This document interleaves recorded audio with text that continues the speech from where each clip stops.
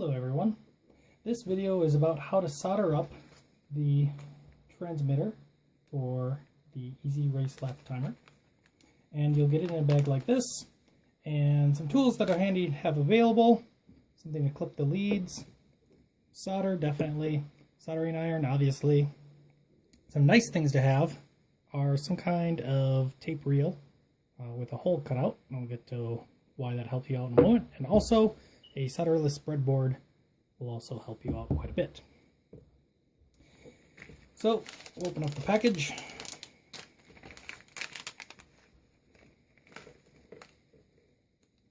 And inside here we have a link to the instructions. And then we have two resistors. We'll go over how to get the right resistors in the right place, just the right values, in a little while. And the circuit board, and the infrared LED, a 6-pin header, and a transistor. And then these two are in anti-static foam, and also this foam helps protect the pins. But you've got your AT Tiny 85 there, and then an 8-pin socket there. So we'll start this by putting in the socket and the 6-pin header. Now the socket, you'll notice a little notch there, and it's best practice to put that towards the top of the board. That helps you to align pin 1 on the IC once you put that in. And then we'll also put in the 6-pin header here to begin with. Now the 6-pin header can kind of move all around, it can get out of alignment, and the IC socket here can too. So a nice way to do this is actually just put it right on a breadboard upside down.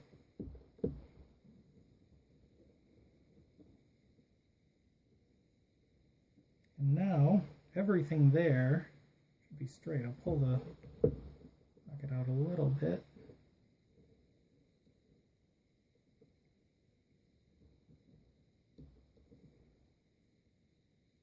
A little bit more, which isn't really necessary, but let's try to get as close as possible.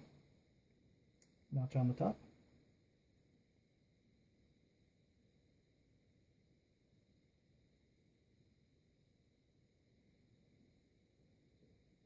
Aligned. Down just a little bit. There, it should be pretty close to straight. There, that should be nice, and that should hold in place just from the soldering tip. So we will also start by soldering the top left pin and then the bottom right, and that way the IC is held in place once those two are done. Press down a little bit. Let's try to get this straight.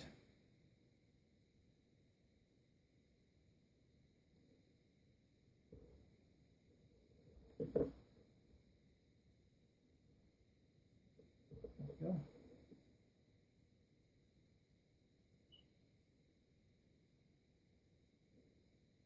Okay, and same deal for the socket. Just do diagonal pins first.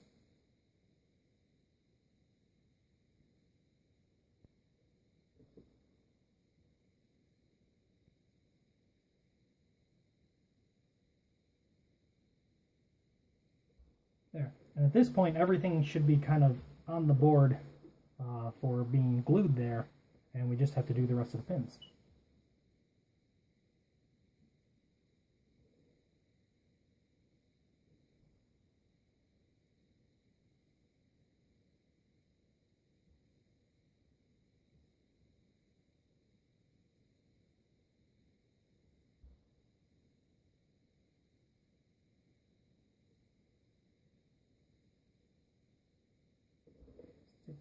One more tinning.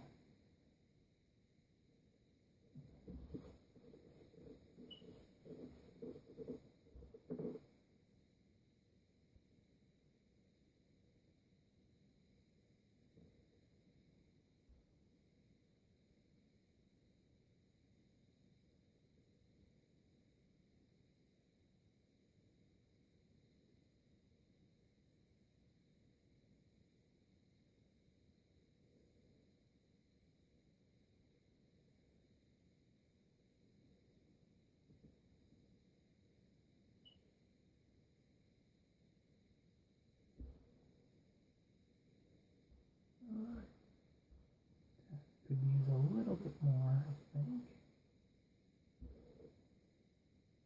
Yeah, not too bad. We'll do the rest of the ones on the socket.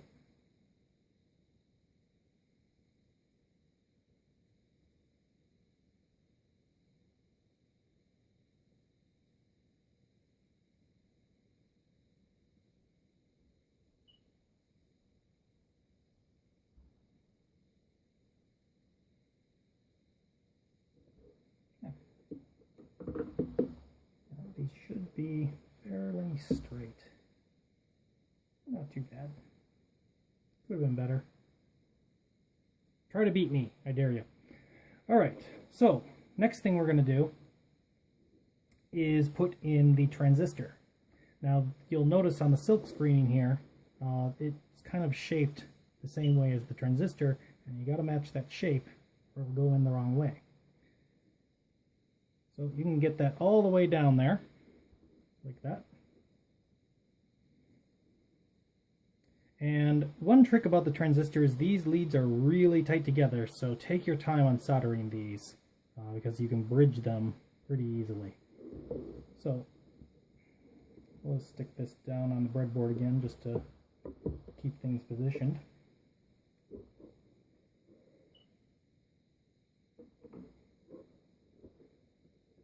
I'm cleaning up that tip. My tip is not very good today.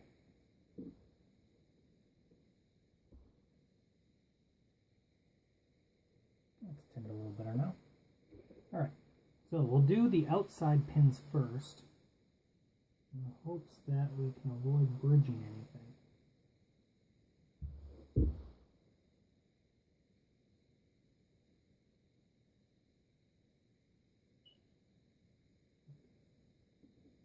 Bring this solder. Yeah, I bridged it. Fortunately.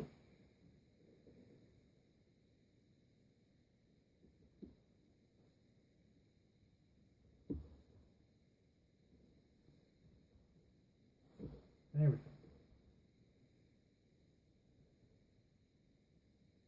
Try just melting that a little bit so it kind of comes off of there.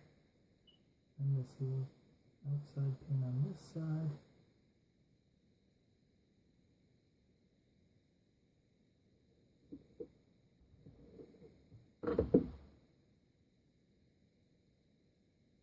I think that got it all actually.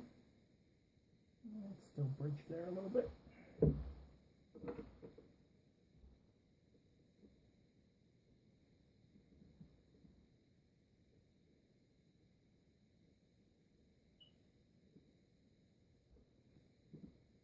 Very fine pins.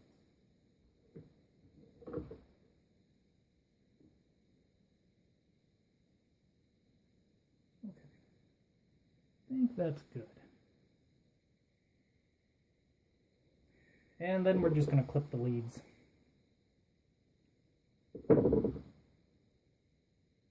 Right.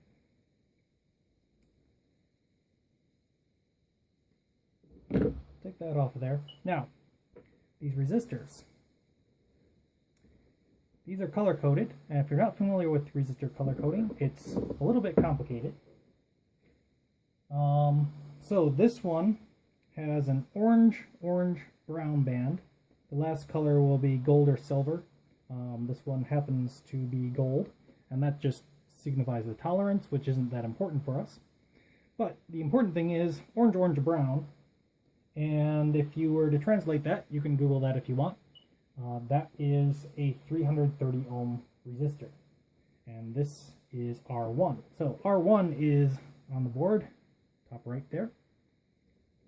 And then the other resistor is marked orange, white, black. And that means it's 39 ohms. And that will be R2.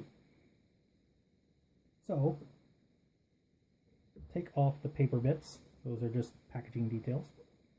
So this is orange, orange, brown again. So we're going to stick that into R1. It does not matter which direction it goes in here. It just needs to be in R1. Bend the leads apart a little bit because it kind of helps keep it in place while soldering.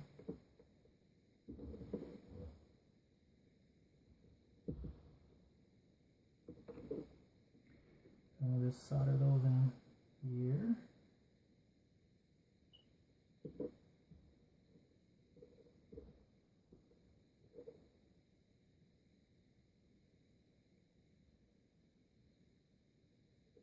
Nice doing this on video where you can catch all my mistakes. That's okay, it'll work out in the end. So that's all soldered on there. Just clip those leads. And then R2. Remember, it should be orange, white, black for 39 ohms.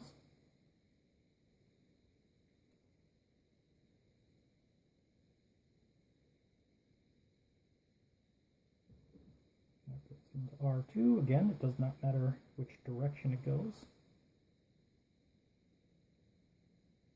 It's on there nice.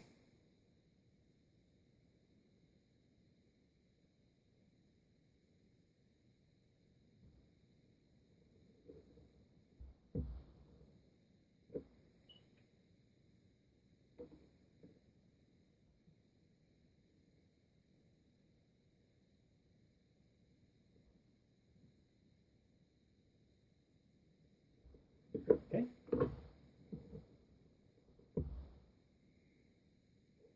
pads look pretty good. I'm going to clip those. Okay. Now, LED. You'll notice one of these leads is shorter than the other. And it's very important to put the shorter lead into the square pad here. You see how on the board, the one on the left here is square and the one on the right is circle, and the shorter lead needs to go into the square. So there's a couple of different ways you could mount this. You could have it going straight up, so if you wanted to put this on your drone this way, you could do that. Otherwise, if you wanted to put it flat on your drone, you would bend over the leads here. And you can choose how far you want this to stick out. I'll just do about there. We'll bend them over at 90 degrees. And this is where the tape comes in. You just lay it on like that, and then it'll lay nice and flat for you, and then solder it from the top.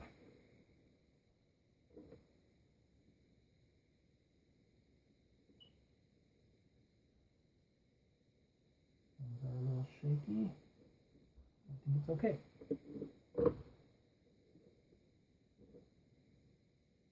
Good. Yep, that looks good. And we'll clip those leads off as well. Actually, I'm going to get some solder on the back here. Not strictly necessary, but might help just in case. Sometimes when you put enough solder on, it will probably leak through. I just didn't get quite enough. I'm just going to add a little on both sides. Might help it just in case it comes off at any point. It just gets bent, something like that. It'll help keep it in place. So we got all soldered up now, and we'll clip the leads again. Now, last thing we need to do is take the socket here, and you should electronically static discharge yourself to something metal here before you touch this. You might need to bend the leads in a little bit just so it will fit in the socket. And I don't know if you'll be able to notice this quite on camera, but there is a little dot by one of the pins, and that's pin 1. And remember, I told you to put the notch in the top because that will help you align pin 1. So pin 1 goes on the top along with that notch. And we'll just stick it right in. And there's your completed board. Everything should work now.